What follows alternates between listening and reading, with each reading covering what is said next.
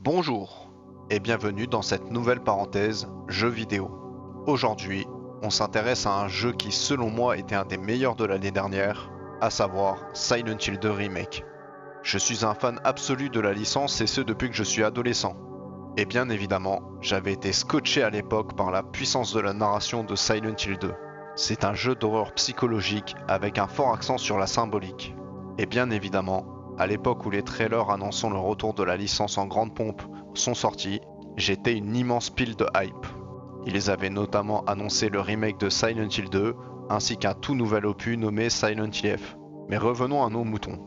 Comme je l'ai déjà dit, je suis un fan de Silent Hill de longue date. Et ayant l'avis que Silent Hill 2 était un des meilleurs jeux d'horreur de tous les temps, j'attendais énormément un remake. Je n'ai donc pas attendu très longtemps pour acheter le jeu quand il est sorti. Et honnêtement, ça a été un immense plaisir de pouvoir rejouer à Silent Hill 2 dans une version bien plus moderne. En plus de ça, le studio Plopper qui a été chargé de la réalisation de ce remake a fait, je trouve, un travail très exemplaire à ce niveau. Ils ont réussi à amener Silent Hill 2 dans la next-gen en respectant tout ce qui était fort dans le jeu de base, sans non plus le trahir ou trop le modifier.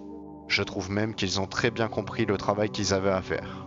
C'est simple, le jeu a totalement été sublimé dans cette version moderne. On peut peut-être lui reprocher d'être trop simple, ou que le scriptage des combats est un peu trop redondant à la longue.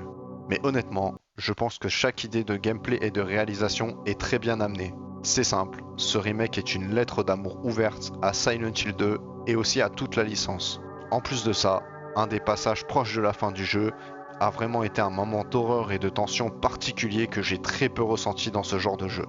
Je parle notamment du passage où on affronte le père d'Angela. En plus de ça, les graphismes et la direction artistique sont juste excellents. Mais cependant, c'est un peu lourd en termes de performance. J'ai eu de nombreux ralentissements, malgré le fait que ma configuration PC tient encore bien la route.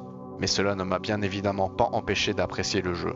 En bref, on est sur un jeu très joli, avec une narration très puissante, et qui réalise très bien son travail de remake d'un des meilleurs jeux d'horreur de tous les temps. Pour cela, je lui donnerai la note de 9 sur 10. Ce sera tout pour aujourd'hui. Comme d'habitude, n'hésitez pas à liker et à commenter cette vidéo si elle vous a plu, ainsi qu'à vous abonner à ma chaîne si mon travail vous plaît. On se retrouve mardi prochain pour une autre parenthèse jeux vidéo, et dès demain pour plus de contenu.